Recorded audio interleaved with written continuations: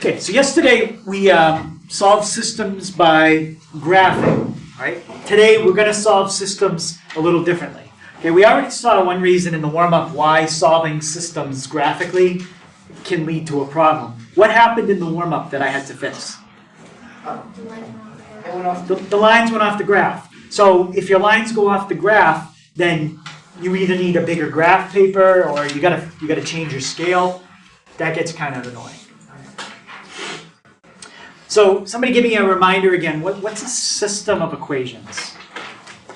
What do you need? What makes something a system versus just, say, an equation? Yep. There's more than one. Yep, there's more than one. How many have we been working with? Two. And we're going to continue working with two pretty much for several weeks. So two equations. How many letters in each equation usually? Two. And are they the same letters as the first equation or different? Same. So it's usually two equations using the same two letters. So instead of two or more linear equations, using the same variables. Exactly what you guys just said. So yesterday, how did we solve equations, systems? We did what? What was the name of the process that we used? We did it in the warm-up. Distributed property. Well, that was something we're going to do today, but it was one of the last examples in the warm-up. What did you have to do? What did you have to be able to do to solve that? To get a I coordinate? showed you how to do it on the calculator too. Graph. Okay, so we did graphing. Okay, I think it's been on there too. Graphing. Thank you. So what can make the approach difficult? Again, we can go off the page. If your answers are decimals, you're never going to be able to tell that two lines cross at like 6.4 when you graph it by hand. How could I graph it and tell that they are decimals exactly? What do you mean?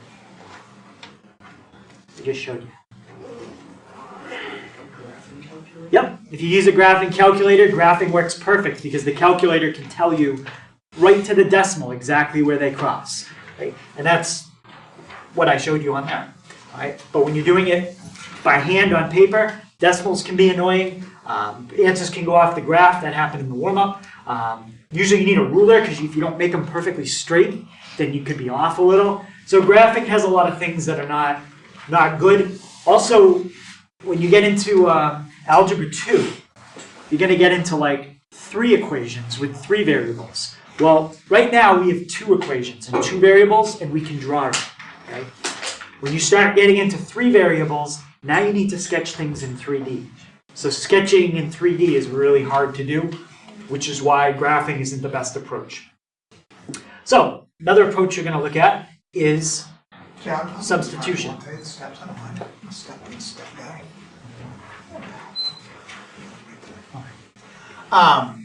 Guys, so we'll do substitution today and tomorrow. Well, depending if we have a delay or something tomorrow in class isn't as long, we may do a little bit more on Thursday. There's no class tomorrow if there's a delay. Whoa. Hello. A long traditional delay. You already told that mistake? Alright, so if there's a delay tomorrow, guys, no class. We'll do the second part of substitution on Thursday. Alright? Guys, just keep your homework out. I don't think I didn't get to check it because I was doing the warm-up. Everything, so on your notes it says situation 1. Everything we do today for substitution will be situation 1, meaning there's no rearranging. To be able to solve using substitution, x or y has to be isolated or by itself on one side of the equal sign in one of the equations. It can be by its the same variable can be isolated in both equations. That's okay too, but you only need it to be isolated in one. Alright? When we did graphing, you had to have y by itself in both equations to be able to graph using slope-intercept. With this, if x is isolated, it means if it said like x equals 3y plus 2, that's okay. So what I mean by isolated is y equals 5x plus 3. Y is isolated. It means it's usually it's going to be on the left-hand side by itself nothing attached. That's isolated. Or if x was isolated, x equals 2y minus 4. That's an example of x being isolated. So when I say the variable is isolated, that's what I mean. So to be able to solve using substitution, one of the equations has to have x or y isolated. And you may see an example we do today where you might have the same variable isolated in both equations. Alright? It could be isolated in both, it doesn't have to be. But understand the difference. When we did graphing yesterday, y had to be by itself in both equations. So why did y, when we did graphing yesterday, why did y have to be by itself in both equations? What was the reason for that? Why did y have to be by itself? Donovan? It has to be Slope-intercept, right? That's why with substitution, it doesn't matter. All right? If x is by itself, that's okay. So everything we do today, guys, one of the variables will be isolated. You won't have to move anything around. On either tomorrow or Thursday, depending on the weather, neither equation will have a variable isolated. You'll have to move one. Move some stuff around. So today, no moving around. Either one equation or both equations will have a variable isolated, and you'll be able to solve using substitution. Either Wednesday or Thursday, that's when we have to get into moving stuff around to get a variable isolated. Alright? So that's it. We're going to look at all situation 1 today. So, on your notes, right, you have, like it says the step, and then it says like example 1a. So we'll write the step, and then we'll do an example that goes right along with each step. So you can see where it's written out, you can actually see visually what's happening. Alright? So first step, for today, we're going to find the equation that has the variable isolated. So either x equals something or y equals something. Before the equal sign, and we're going to put parentheses around the information after the equal sign. Matt, are you writing this down? I'm not the worst idea in the world, right? So again, we'll find the equation that has the variable isolated. Like I told you guys 2 or 3 times already. For the stuff we do today, one of the variables will already be isolated. You don't have to move anything around. Right? It'll just be all set to be able to substitute.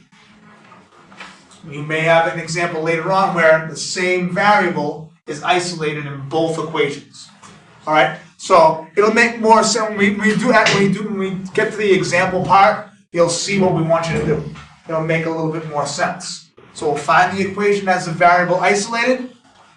Right? Everything else after the equal sign, we're going to put parentheses around. Alright? Again, you'll see that'll make a little bit more sense as we go on to the next part here.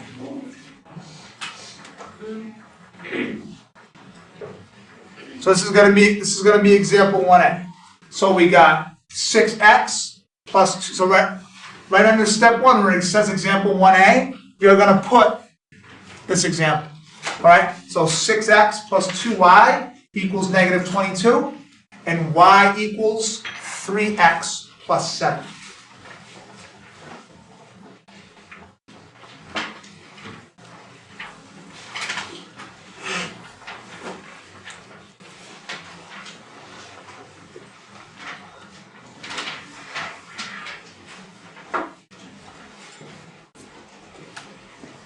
So,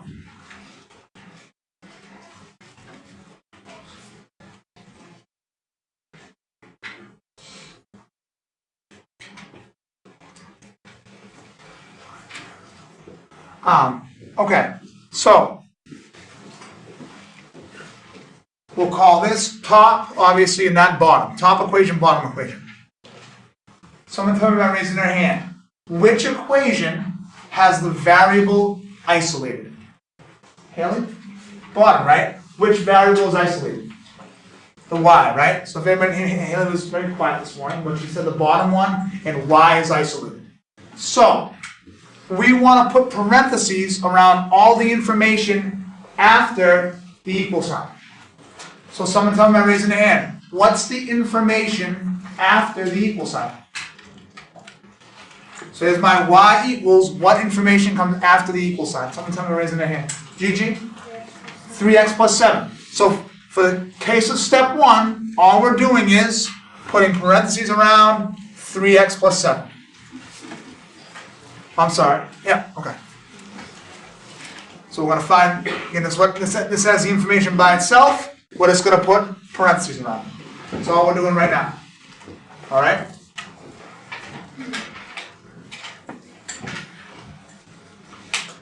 Now,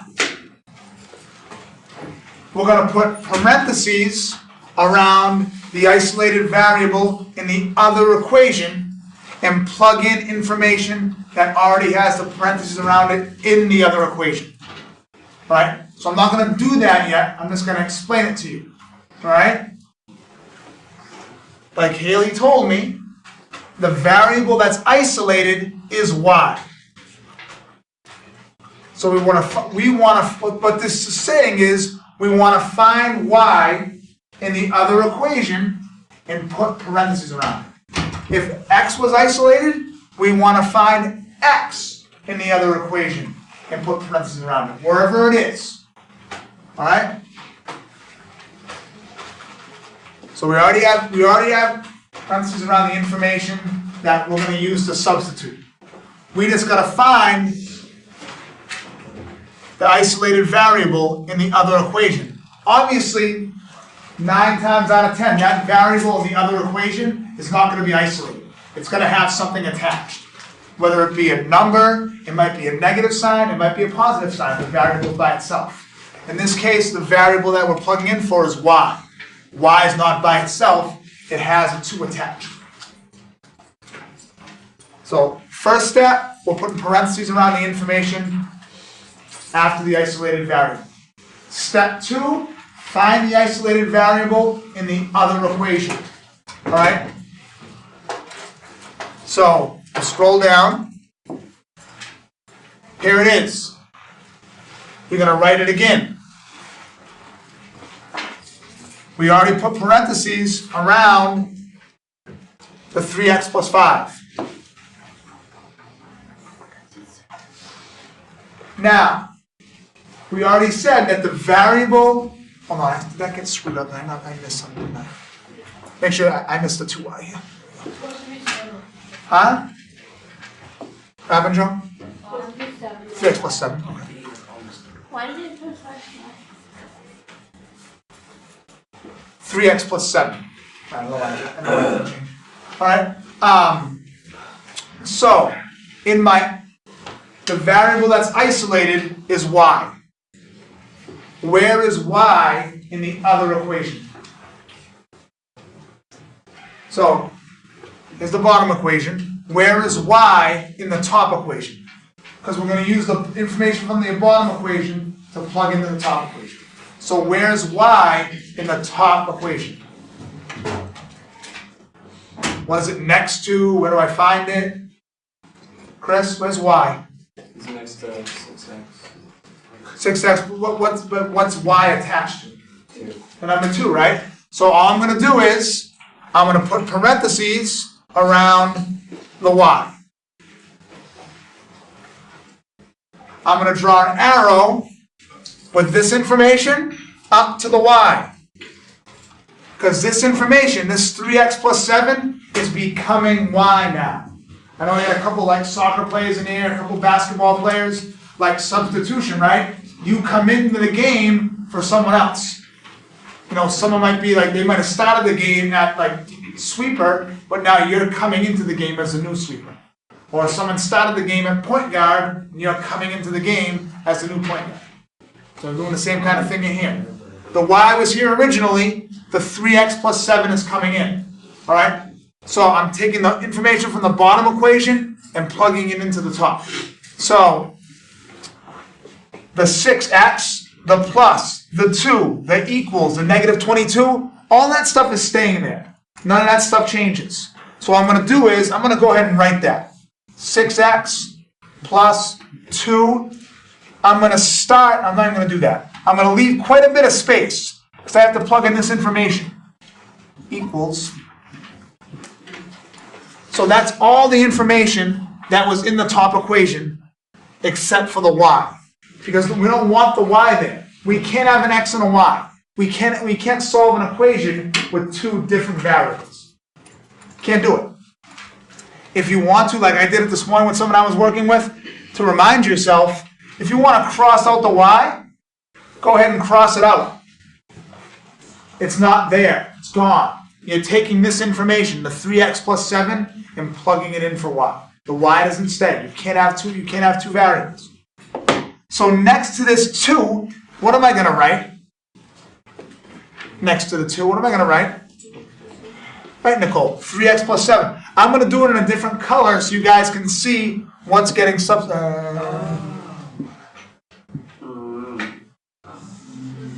it'll be 3x. So I did it in red so you guys could see where it's getting plugged in. This is the stuff in the bottom equation getting plugged into the top equation. Like I said, my suggestion would be write in all the stuff that's there originally. All right? Everything that you're not substituting for, plug it in first. Because what happens a lot of times, guys, is people will substitute, but they won't write the stuff that comes after at the end of the problem. They won't write the equals negative 22. They won't do that. So that's why I'm saying to you, write in everything first before you substitute. Just make sure you leave yourself a little space so you have room to write in what you need to substitute for that variable. All right? Now, when I get to this point, all right, we're going to have like 4 steps to solve for our first variable. Does anybody know, based on what you see there, what our first step's going to be? Someone tell me by raising their hand. Joe? I'm going to distribute, right? So,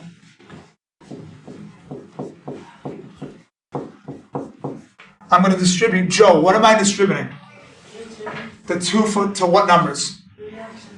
So the positive 2 is getting distributed to the positive 3x and the positive 7. Now, someone besides Joe, when I distribute, what operation am I using? Someone tell me raising their hand. Donovan? Multiplication. The 6x, I didn't do anything with that. I'm just going to bring it down. So I'm going to do 2 times, Bethany, I'm doing 2 times what first? 3. You know what I get when I do that? Positive. Positive 6x. Good, so that's done. What's the other thing? Dylan, what's the other thing I'm going to multiply? So I did my positive 2 from the outside times my positive 3x on the inside. I got positive 6x. What else am I distributing? 7. The 7 times the... Look at the arrows. What's being... 2. 2. 7 times 2. Do you know what that is? 14. 14. Positive or negative?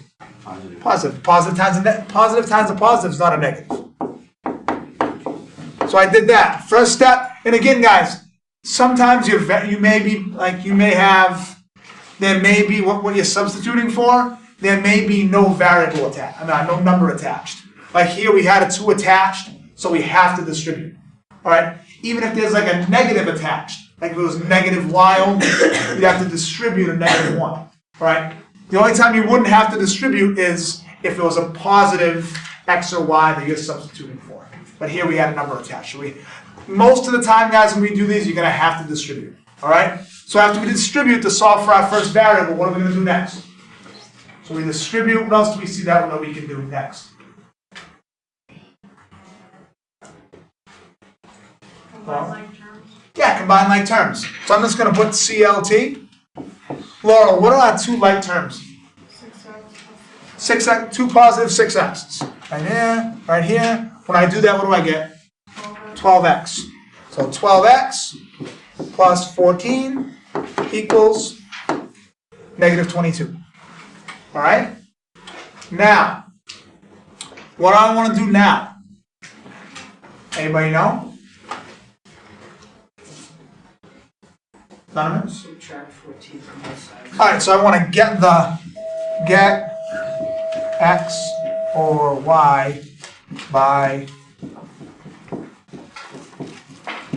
I want to get x or y by itself. Then like Donovan just said, in order to do that, I'm going to minus 14 minus 14. It'll give me 12x equals negative 36. So I got a negative and another negative. Signs are the same. I just keep the sign, add them together. Ready, you getting this, right? Yeah. Scare me back there. Alright, one more step, then I'll have solved for my first variable. What's that last step? How about Nathan? This last step, right? What do I have to do? Divide 12 by negative 36. I'm gonna divide by 12. Divide by 12. X equals, is it gonna be a positive number or a negative number, Nathan? Negative. Negative, do you know what number? No. 3. Alright? Give me that look like I think I'm right.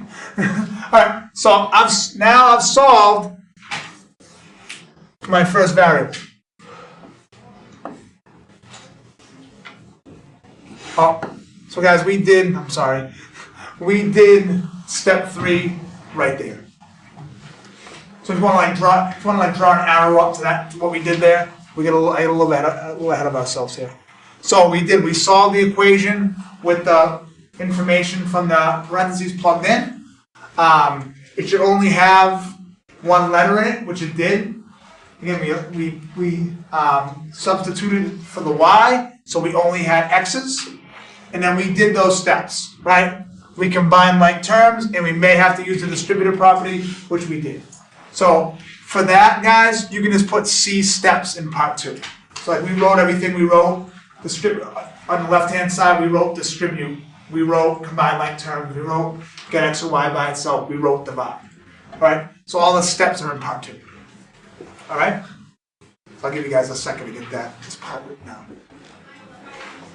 So big thing, guys. Remember, when you're substituting, whatever letter you're plugging, whatever letter is isolated, remember that letter doesn't exist in the other equation. You're getting rid of it, and you're plugging in the other information. All right? So you know you're doing it correct. You know you've substituted correctly when you only have one variable in the equation. You can't have 2. All right? Everybody good with this? All right. So now, we already did that part. So now, we're going to plug the number you solved for into the equation for either x or y, depending on what letter you solve for first. You're not wrong, guys. It all depends on how that system's set up. Obviously, if y is isolated in one of the equations, you're going to solve for x first, because you're going to plug in for y, and you'll only have x's. If x was isolated, then you plug in the stuff after x into the other equation, and you solve for y. It all depends on what you have, depends on what variable you're going to solve for first. Remember, like we talked about at the beginning, we kind of did the review stuff. When you do systems, you're solving for 2 equations. You're solving for x and for y. So at this, again, when we do this last part, it won't be as, you won't have to do as much, I guess, arithmetic than you do to solve for the first variable, but you'll still have to do some. All right? So the number we solved for was x. We got x equals negative 3. All right? I'm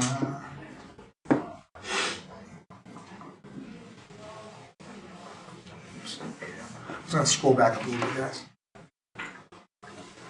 So our 2 systems were 6x plus 2y equals negative 22, and y equals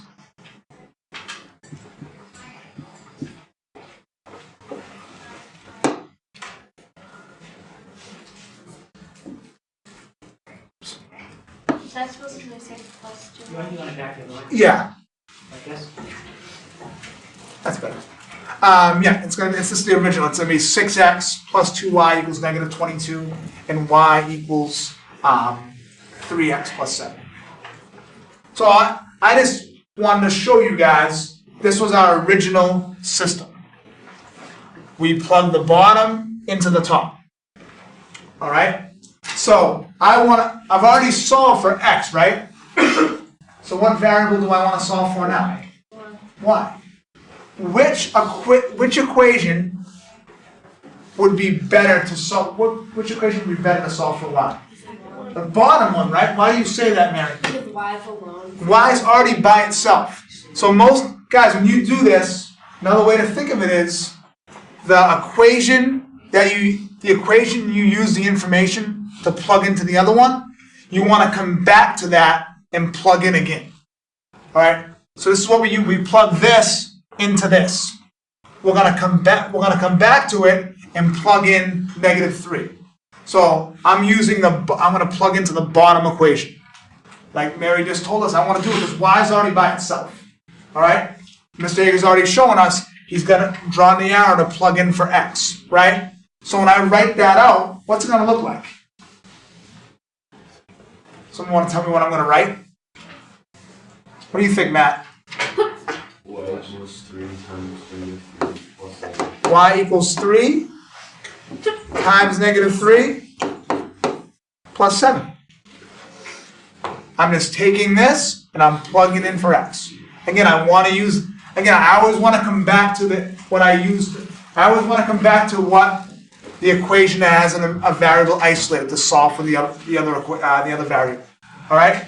So I'm going to get +3 times -3. Be a positive or a negative? Negative. Negative what number? 9 plus 7. -9 plus 7? -2, good done. And there's my other. That's the value of my other variable. So, again, if it's like a multiple choice question on the test, we may have you write it as a coordinate, or we may have you actually, if it's like a short answer question where you have to come up with the answer on your own, there's no multiple choice, we may have you write it in x equals y equals. So if I was going to write it as a coordinate, someone raise their hand. How would I write it as a coordinate? Donovan? Parentheses, -3, Yeah? comma, -2, Yeah. close parentheses. Good. Now, Ellie, if I was just writing it as, if it said x equals y equals, Yeah. x equals, -3. good? Y equals -2. So, as a multiple choice, it may show up as this, an actual coordinate. If it's a short answer question, it may show up like this. You have to physically write in x equals. There'll be space to write it in. You just have to write it in. All right. So again, like I said, everything we do today, a variable will already be isolated. You gotta again look at it. Okay, that variable's isolated. I gotta find that variable in the other equation, put parentheses around it, and plug it in. Like I said, I would write out everything else first, and then plug in your new stuff. That way you don't forget anything. All right? Let's look at another one. So this one. So what I want you guys to do is take a couple minutes, and I want you to put parentheses around the stuff after the variable that's isolated. Find the variable that's isolated in the other equation, put parentheses around it, and then set it up. You don't have to solve, just set it. Okay, so what are we gonna put parentheses around? Can someone tell me?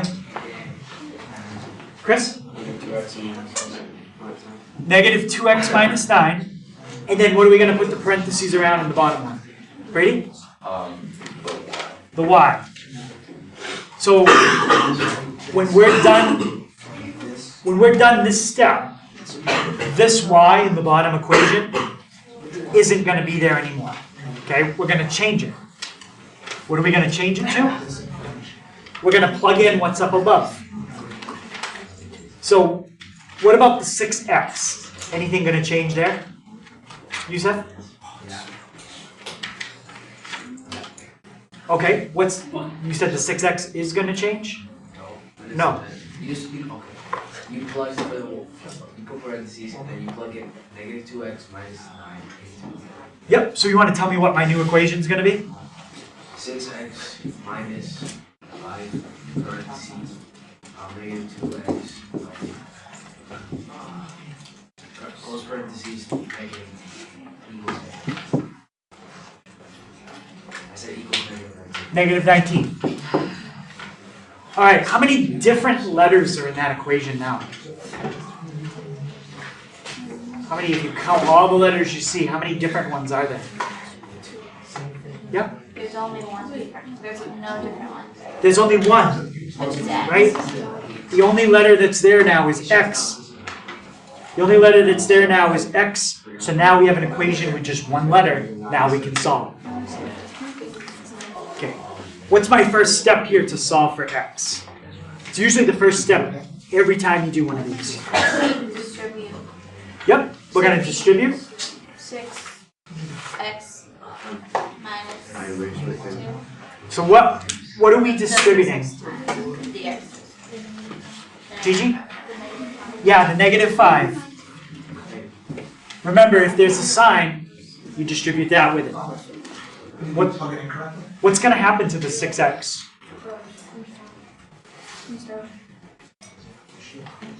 Nothing, that stays the same. What's negative 5 times negative 2x? Miguel? 10x. So negative 5 times. And what's negative 5 times negative 9? Positive 45. Guys, just be careful. As I walked around, I saw some people plugged it in correctly. They just made a mistake. Make sure you know that that negative is attached to the 5 on the outside. So you're not only distributing 5, you're distributing negative 5. Bethany, what's my next step now? We got 10. The food space. Yeah, exactly. We can combine like terms. I see a 6x and a 10x. So, Joe, what do I get when I combine them? Yep. Bless you. Thank you. All I did in that step was combine like terms. I'm going to keep everything else the same. I've got 2 steps left. Okay, what's my second to last step? Yep. Subtract 45 on both sides. So that's going to cancel the 45. It leaves me with 16x. Negative 19 minus 45. Close. Negative. Negative. Negative 64. Now we're down to our last step for x. What's my last step? By? 16. Negative 4. So what's negative 64 divided by 16? This one, it does go in nice. Ellie? Negative 4. Negative 4. Okay, so we've got x. Are we done? No, we've done, at this point, even though we've only done like one of the answers, we've done like 3/4 of the work.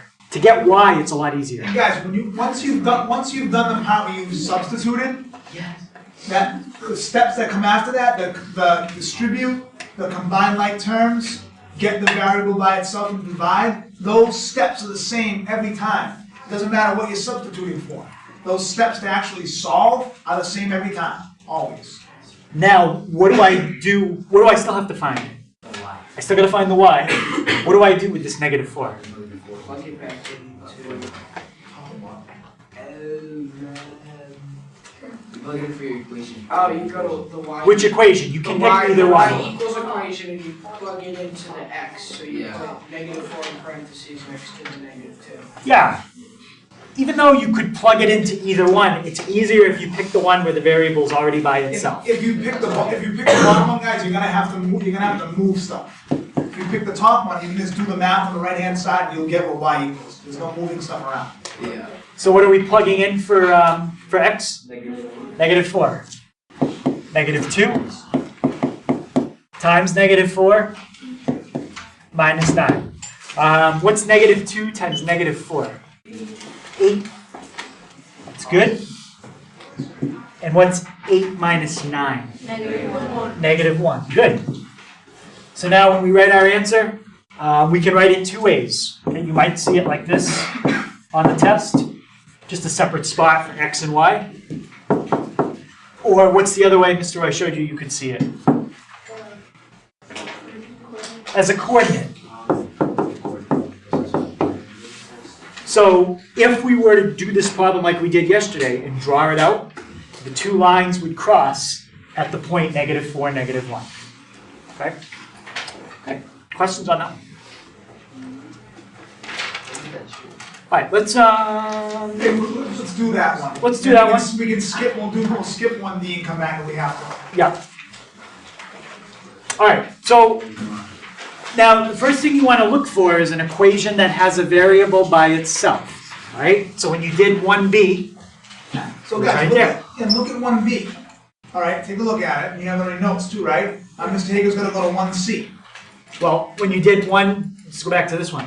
When you did this one, there was the variable that was by itself. Here's the variable that's by itself. Yeah. Which equation has a variable by itself here? Both. So really, when you have a problem where they're both by themselves, you can put parentheses around either one. It doesn't matter. So which one do you want to put parentheses around, the top or the bottom? Top. Top. Numbers are smaller. All right. And now, what are we going to put parentheses around in the bottom?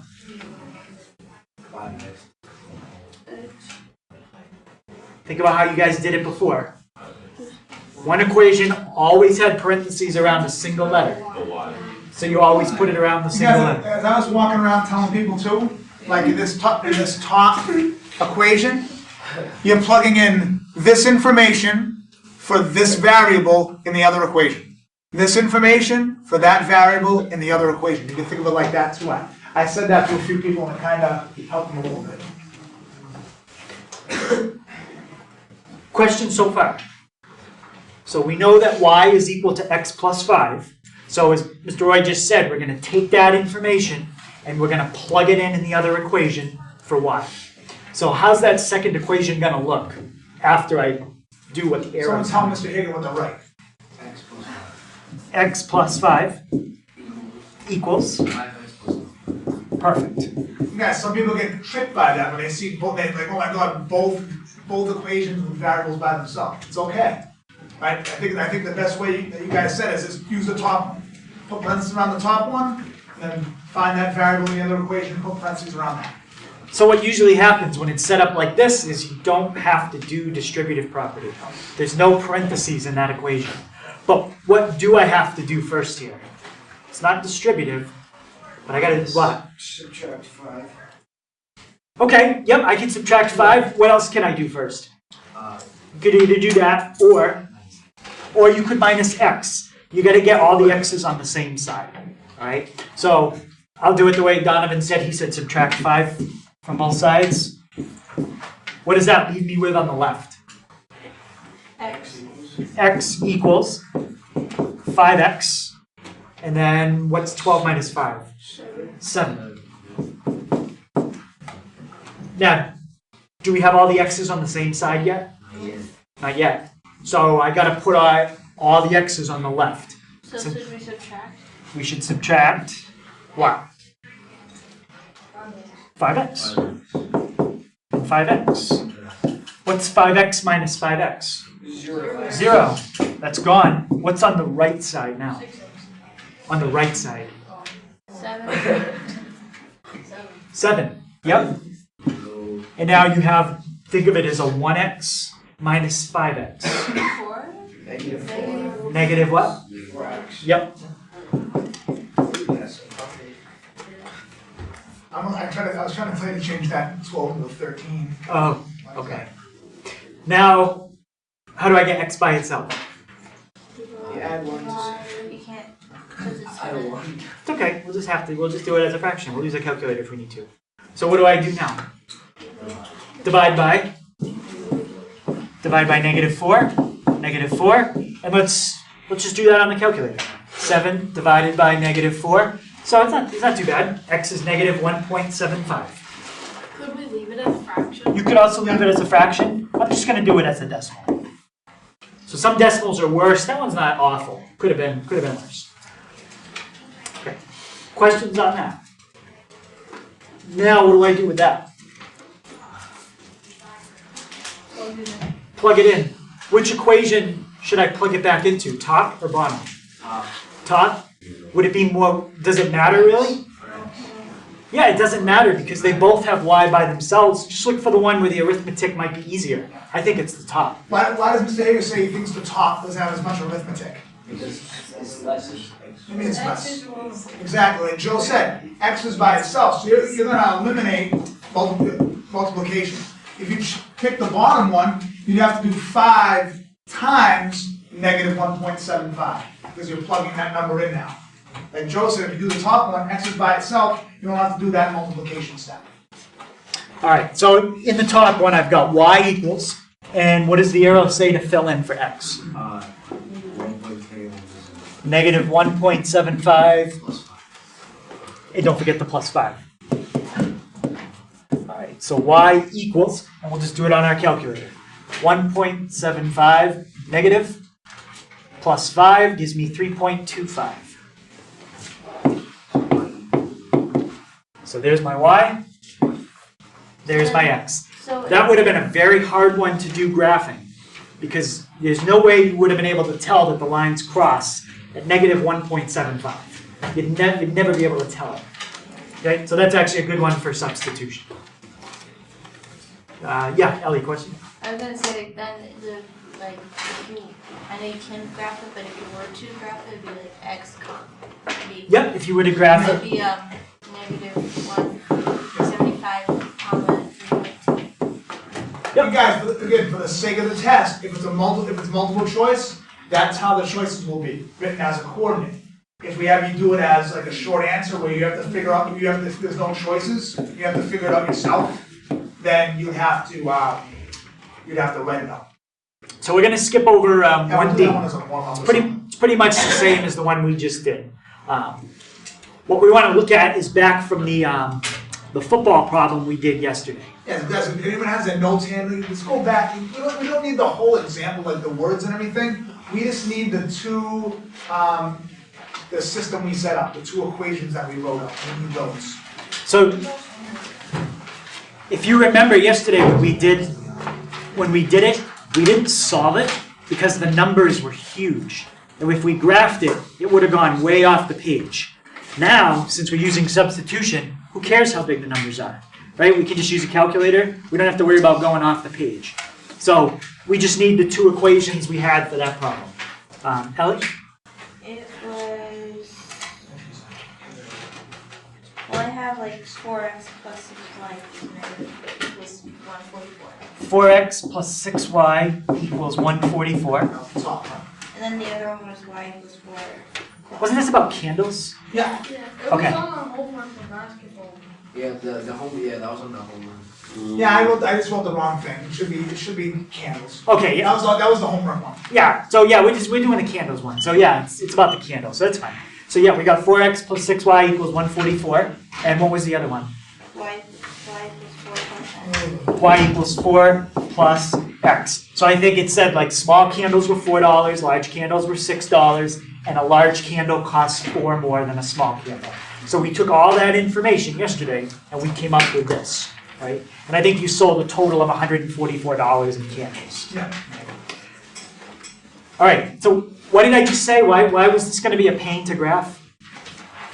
There's too big. Too big, the numbers are huge. So now let's try to solve it with what we just learned today. What should we put parentheses around?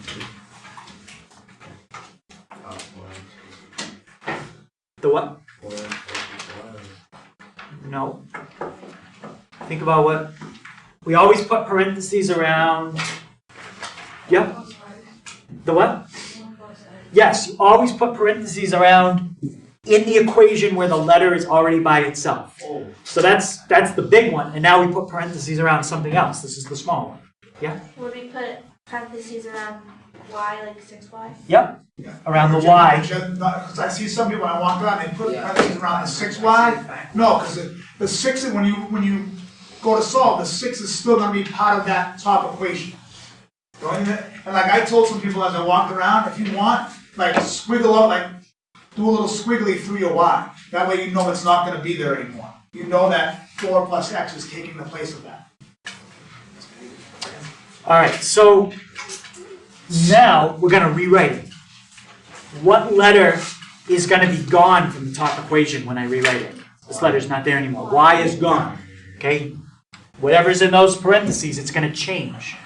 So you're gonna have 4x. Now you're not gonna put 6y. What are you gonna put in place of the y? Parentheses. We got the parentheses. Yep, 4 plus x. Equals, what do I still have to put that it equals? I didn't change this. 144. Now look at your equation. I see an x, I see an x, I don't see any more y's. That's good. So Yusuf just said, first thing is to what? Distribute. Distribute what? To what? 6 to 4, 6 to x. Yep, 6 to 4, 6 to x. And this way, guys, you don't have to be as careful with outside because you have a plus. Or you have a plus 6 on the outside. But just be careful. That number, there's a negative attached to it. It's part of it. You have to distribute that. That's what people made mistakes on one earlier. So 6 times 4 gives me 24. 6 times x. It'd be 6x. Positive or negative? Positive. Yep. Would you put that in parentheses too? Nope, once you distribute, parentheses are gone. Alright. Yep. And what's it still equal to? 144. Next step. Ellie? Subtract 24 from both sides. We are going to have to do that. Technically you could, but there is, if we follow our order, there's something we should do first on the left. Combine like terms. 4x and 6x. How many x's we got? 4x? 4x and 6x. 4x plus Oh, 10x. 6x. 10x. So we just combine those two together. Now do we do what I said? Now we can do what you said. Yeah, Yep. the steps that Mr. Hager doing right now, they're the same every time. So Ellie said next subtract 24 from both sides. That's good. 144 minus 24. 120. 120.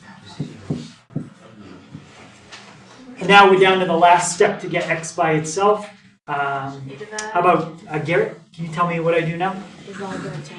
Yep. Divide by 10. Divide by 10. Divide by 10. No, by 10. And Sorry. what's 120 divided by 10? 20? No. 12. 12. Yes. Okay, lady. So 12. And what was this problem about again? 12. What did x? That was the small candles.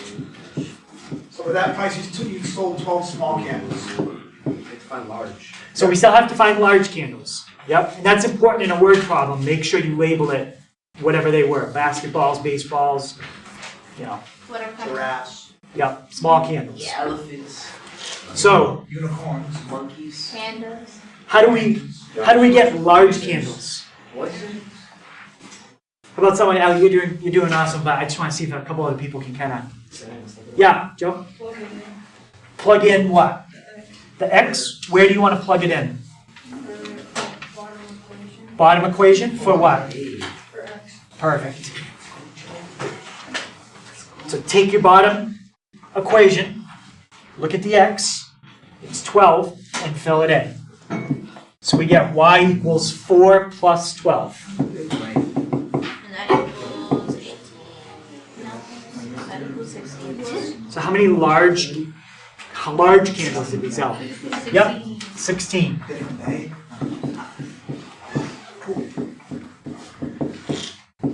All right, so way easier to solve this problem if you use substitution than graphing. Way easier. All right. Now this one, I don't think you'd see it written as a coordinate if it was a word problem on the test. You just have 2 spots for small candles, large candles, or whatever it happens to be. Wow. And guys, there will be a word problem on Friday. Okay, so just a reminder, remember guest speaker is postponed.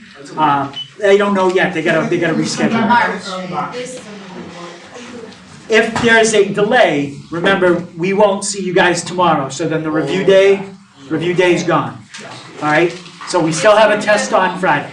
Okay? That's okay, I got this note, can we study? Guys, I will get the reference sheet up before you guys leave here at 12:30. I'll get it up.